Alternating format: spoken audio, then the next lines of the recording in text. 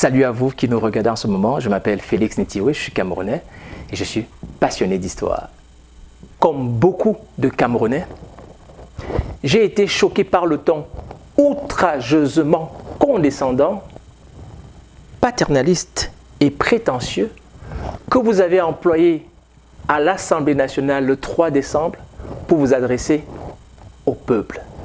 Comment pouvez-vous vous permettre de dire à 11 millions de Camerounais « Je vous ai amené la démocratie » dans ce pays où tous les jours, les droits les plus élémentaires de l'homme sont bafoués, où la majorité des gens n'ont pas de quoi vivre, alors qu'une petite poignée d'arrivistes se partagent impunément les richesses du pays.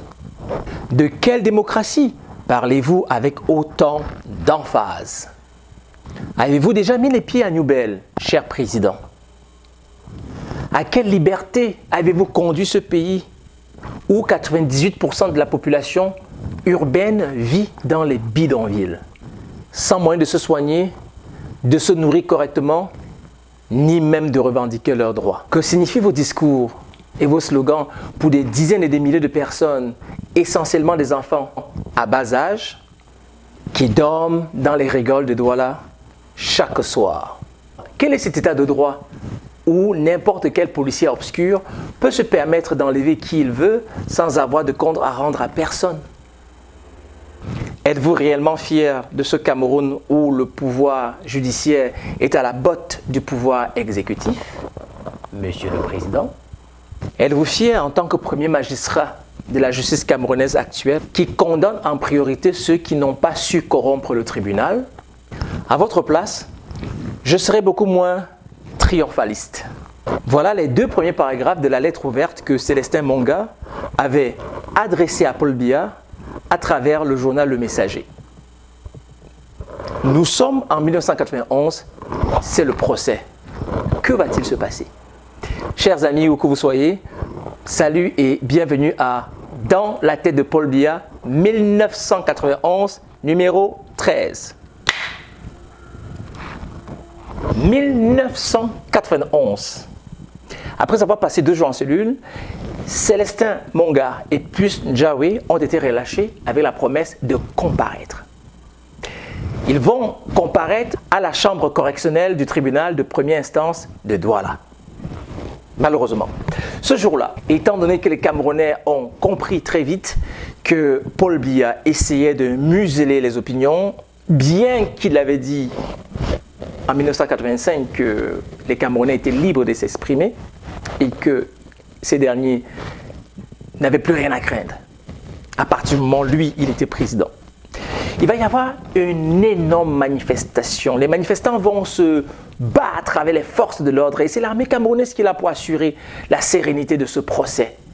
Le président du tribunal va s'avouer vaincu. Le procès ne peut pas se tenir avec autant de vacarme. 1 pour les manifestants, 0 pour le tribunal. Le procès sera renvoyé pour le 17 janvier. 17 janvier 1991, le procès a lieu. Le Cameroun subit alors là une pression énorme sur le plan international. Paul Biya est en train de comprendre que ce procès est pour lui un test pour cette démocratie qui s'en vient au Cameroun, pour cette liberté d'expression que les Camerounais réclament, pour cette liberté que l'Assemblée nationale avait votée en 1990 qui permettait aux citoyens camerounais d'avoir justement cette facilité et cette aptitude à s'exprimer. Alors, que va-t-il se passer? Est-ce que Pius Njahwe, le fondateur du journal Le Messager et rédacteur en chef, qui a accepté que la lettre ouverte soit publiée dans les colonnes de son journal, va-t-il lui aussi pourrir en prison? La pression internationale et la pression à l'intérieur des partis politiques qui vont se coaliser pour soutenir Célestin Monga et Pius Njahwe va finalement avoir raison de l'État. Le juge va les condamner pour 6 mois avec sursis et une amende de 300 000 francs CFA. Après cette tension sociale, je pense que Paul Biya n'a pas voulu une crise sociale. Il a voulu apaiser les tensions, apaiser les passions, et il avait raison. Il aurait pu tout simplement les renvoyer à la maison, mais ça reste quand même qu'au Cameroun, on veut quand même taper les gens sur les doigts. Célestin Monga va donc en profiter pour quitter le Cameroun, va donc s'exiler. Il ira enseigner dans une université américaine à Boston. Il va enseigner également à Bordeaux et il va même enseigner à Sorbonne, à Paris, en France. Plus tard, il va travailler pour la Banque mondiale et depuis 2016, il est donc le vice-président de la Banque africaine de développement. Et je pense même qu'aux dernières nouvelles, il vient de remettre sa démission. Il écrira plusieurs ouvrages. Célestin Monga est un génie que le Camerounais a laissé filer. Quant à Puce Ndjawe, le fondateur du journal Le Messager, il va bien sûr continuer d'écrire. Son journal sera de plus en plus populaire. On dira même de lui qu'il est le journal de l'opposition. Il ne s'en cache pas, Puce Ndjawe, il est de l'opposition. Il va faire maintes fois la prison. Et le 12 juillet 2010, si ma mémoire est bonne, aux États-Unis, alors qu'il rentrait d'un meeting de l'opposition camerounaise qui se réunissait afin de trouver des solutions quant à l'alternance au sommet de l'État pour 2011, au retour de ce meeting aux États-Unis, il va faire un accident et il va mourir. Puce Ndjawe, aujourd'hui, repose auprès de ses ancêtres. Quant à Célestin Monga, eh bien, il a 60 ans cette année et on lui dit donc joyeux anniversaire, monsieur Monga. Célestin Monga a ainsi permis à une génération de Camerounais de comprendre que désormais, ils avaient la capacité de critiquer, de donner leur voix et de s'exprimer librement. Et avec cela, Célestin Monga a suscité des émules et sémé la graine de l'opposition dans le cœur de beaucoup de Camerounais. Moi en premier. 1991. Paul Biya va refuser la fameuse conférence nationale. Parce que ça fait 9 ans qu'il est au pouvoir, il faut quand même dire certaines vérités. Ça n'a pas été facile pour lui depuis qu'il a pris le pouvoir. Il y a eu les tentatives de coup d'État, il y a eu la crise économique, il a aboli les postes de Premier ministre. Et là, en 1991, il est en train de finalement se rendre compte que la démocratie frappe à la porte du Cameroun. Il n'a pas d'autre choix que de donner de la liberté aux Camerounais. Les Camerounais la réclament. Il n'a pas d'autre choix que de penser à partager éventuellement son pouvoir, d'accepter la société civile, d'accepter l'opposition, et il va refuser une conférence nationale. Par contre, il va avoir une communication avec le président français, François Mitterrand, qui va lui réitérer sa volonté de voir tous les pays de la francophonie ouverts à la démocratie. À défaut de la conférence nationale, Paul Biya va avoir une idée. Il va donc convoquer plutôt une tripartite. Une tripartite, c'est une conférence qui réunit des acteurs du pouvoir, de l'opposition et de la société civile. En 1991, on va dépoussiérer le poste de Premier ministre et le remettre à jour. Paul Biya va donc nommer Sadou Ayatou, jusque-là son secrétaire général à la présidence, comme le nouveau Premier ministre, et il aura donc comme mandat, bien sûr, de pouvoir permettre à ce qu'il y ait une transition, n'est-ce pas, à la démocratie. Il aura pour mandat de permettre à ce que le gouvernement, l'opposition et la société civile puissent travailler ensemble. Sadou Ayatou a 49 ans et c'est le protégé de Paul Biya. Paul Biya sera absent, comme d'hab. Bien qu'il a refusé la conférence nationale, Paul Biya va ouvrir les bases d'une réconciliation nationale du peuple camerounais avec lui-même. Et pour ce faire, à la faveur d'un vote à l'Assemblée nationale, Ruben Omniobe, Félix Roland Moumié, Ernest Ouandjé, Amadou Ahidjo vont être élevés au rang d'héros national. Paul Biya nous démontre ainsi que même si on les avait traités de maquisards, même si on les avait faussement fait passer pour des rebelles de la nation, Ruben Omniobe, Félix Roland Moumié, Ernest Ouandjé et Amadou Ahidjo sont nos héros nationaux. Et ça, bravo, Monsieur le Président. C'était une très belle initiative et honnêtement, ça fait partie des meilleurs coups de Paul Biya et sincèrement, je dis bravo. Pourquoi bravo? Parce que si les 3 premiers sont facilement reconnus comme étant des héros, c'est-à-dire Robin Oumniobé, Félix Roland Moumié et Ernest Ouandjé. Ils ont payé pour leur vie, ces trois-là. Quant à Amadou Ahidjo, disons que cela a plutôt été houleux comme débat à l'Assemblée nationale. Bien évidemment, ça a divisé les députés. D'aucuns qui voyaient Amadou Ahidjo plutôt comme un traître, bien évidemment. Étant donné quand même que la majorité à ce moment-là était quand même composée essentiellement du RDPC, vous comprendrez bien que c'était une volonté de Paul Biya de vouloir apaiser et calmer les passions. Paul Biya signera l'amnistie générale inconditionnelle pour tous les prisonniers d'opinion. Et ils seront donc réhabilités le 16 décembre 1991 par la loi 91/22. Une fois de plus, bravo Paul Biya. 1991, après avoir aboli le poste de Premier ministre, voilà que Paul Biya dépoussière et réhabilite le poste de Premier ministre. Qu'est-ce qui s'est passé, mes chers amis? De 85 à 91, le poste de Premier ministre avait été aboli par Paul Biya. En 1991, et voilà, tada, magie, on a à nouveau un poste de Premier ministre. C'est un jeune Premier ministre, un génie. Il s'appelle Sadou Ayatou. Il a 49 ans et il était secrétaire général à la présidence de Paul Biya. Et le voilà Premier ministre. Avez-vous remarqué, mes chers amis, que la plupart des personnes qui ont été Premier ministre sont passées par le secrétariat général à la présidence? C'est comme si,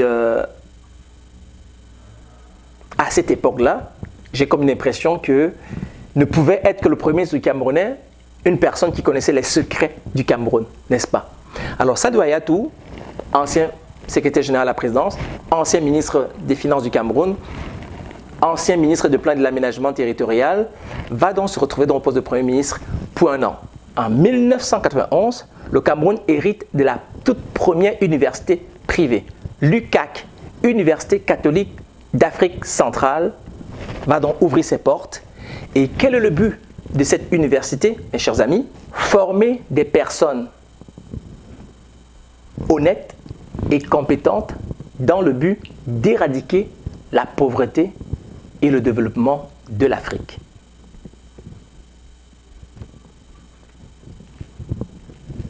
Une entente entre le Vatican et le Cameroun.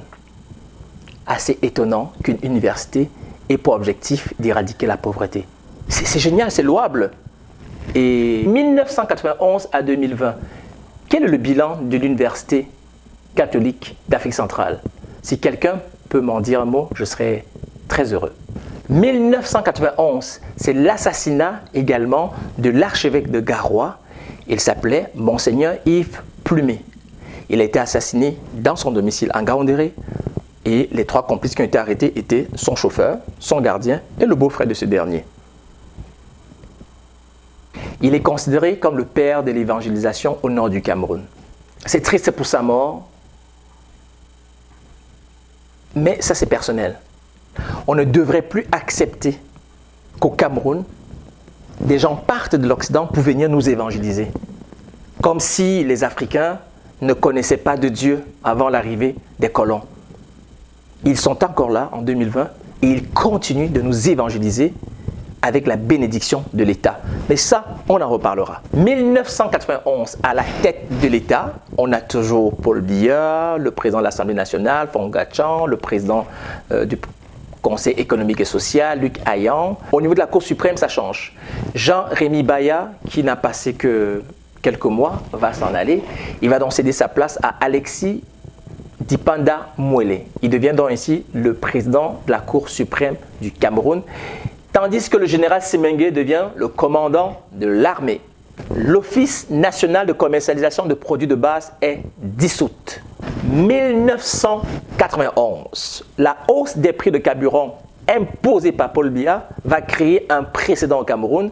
C'est l'arrivée du mauvais carburant qui part du Nigeria et qui traverse bien sûr les frontières. C'est un carburant de contrebande qu'on appellera le zoazoa. C'est ainsi donc que ce zoazoa va devenir le carburant préféré des Camerounais. Cela n'empêchera pas l'État du Cameroun de faire beaucoup de profits. En 1987, par exemple, pendant que le Cameroun commence sa crise, les recettes du pétrole sont à 570 millions. En 1990, tenez-vous, on est à 42 milliards. Les Camerounais ont payé cher. 1991, l'opposition va se coaliser et organiser les villes mortes. Certains opposants vont se faire bastonner par la police de Paul Biya, notamment Jean-Jacques Ekindi, qui lui, en passant, était d'abord UPCiste, ensuite il est allé dans le RDPC, déçu du RDPC, il a créé son parti, le mouvement progressiste, il va se faire arrêter durant les villes mortes et il va se faire battre. Et ça, c'est une honte pour le Cameroun. Le commandant Bouamassok, lui aussi, sera de la partie. John Frondi, Adamoun Damjoya, Samuel Eboua, Yonder Black. Ces opposants sont les têtes organisatrices des fameuses villes mortes qui vont secouer le Cameroun du nord au sud, de l'est à l'ouest. Pour la première fois de son histoire, l'opposition était forte. Ce sera des années difficiles pour le gouvernement de Paul Biya, difficiles pour Sadou Ayatou, qui découvre subitement des Camerounais plus passionnés, qui demandent un partage de pouvoir et qui en ont marre de voir que le pouvoir est entre les mains, n'est-ce pas, d'un groupuscule d'individus. La ville où les gens jacassent le plus, où les gens réclament le plus, où il y a plus de problèmes, c'est à Douala. Et étant donné qu'à Douala, on brûle tout, on casse tout, il n'y a plus personne dehors. Les taximans ont peur. Leurs voitures sont garées quand celles-ci ne sont pas incendiées. Alors va naître un nouveau phénomène qu'on va appeler les mototaxis. Oh oui les amis, c'est en 1991, pendant les villes mortes, que les taxis-motos vont apparaître pour la première fois à Douala. Parce qu'avec la moto, on peut circuler, éviter les barrages et très souvent ne pas se faire arrêter. 1991, Sissi Dipokor et Charlotte Bango sont des véritables stars de la musique camerounaise et partout, dans tous les bars, dans tous les clubs, on n'entendait que ces deux femmes-là qui se confrontaient amicalement et musicalement dans les oreilles des Camerounais. 1991 n'aura donc pas été une année facile pour Paul Biya. Tout ce qui se passe en 1991 est en prélude des élections présidentielles et législatives de 1992. Et il y a donc un John Frondi qui n'entend pas lâcher un seul centime. Merci et si vous avez aimé, n'oubliez pas de partager. C'était Dans la tête de Paul Biya, une réalisation d'Afro Rebelle 1991.